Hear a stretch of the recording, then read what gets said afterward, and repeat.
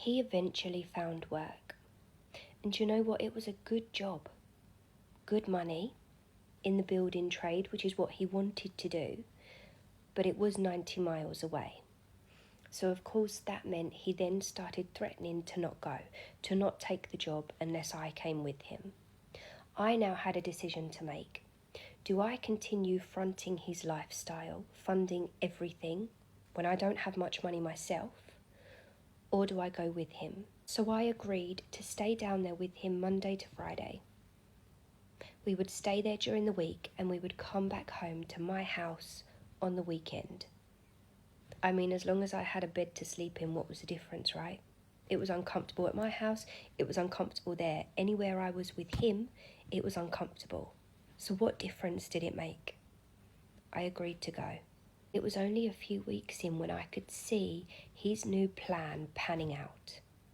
He kept saying little things to me like, "You're not happy here. I can see you're not happy here."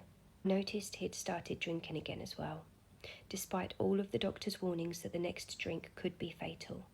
He was still doing it. And then came the day when he no longer had a job, because I wasn't happy there. He left so that we could go back home and I could be happy again. I saw it happening. And he's right, I wasn't happy there, but I'm not happy at home either because he's there. That's the point. His birthday was quickly approaching, and I was already planning my escape. But now that he had started drinking again, now that he was making himself ill again, I mean, his skin was yellow, he looked like he had jaundice, something was seriously wrong. And I was scared, because as much as this man had damaged, abused, and hurt me, I still had love for him, and I was scared to leave him in such a vulnerable state. That was until I discovered my new batch of medication. Half of it was already missing. After all of the conversations, after all of the arguments, after me crying and begging, they were missing again. So I bided my time, because I knew I couldn't say anything to him face to face. I knew that that was not going to end well for me. I had a hair appointment this particular day, and I had saved up for months and months and months to afford this hair appointment because, as you can imagine, I had a leech draining me financially.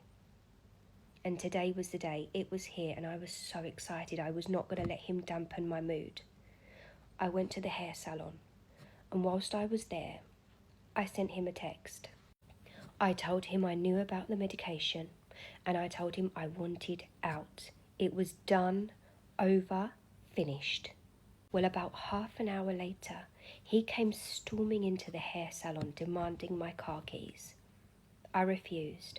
I felt brave, if I'm honest with you, because I had people there. I had people around me watching this. It's not like we were both at home on our own where I would have easily just handed my car keys over because he was a very intimidating guy.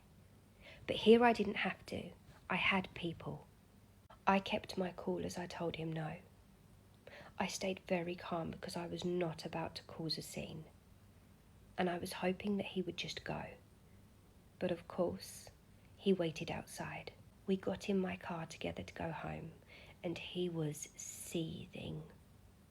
I was shaking with nerves, trying to prepare myself for the onslaught, the gaslighting, the shouting. It was his usual pattern.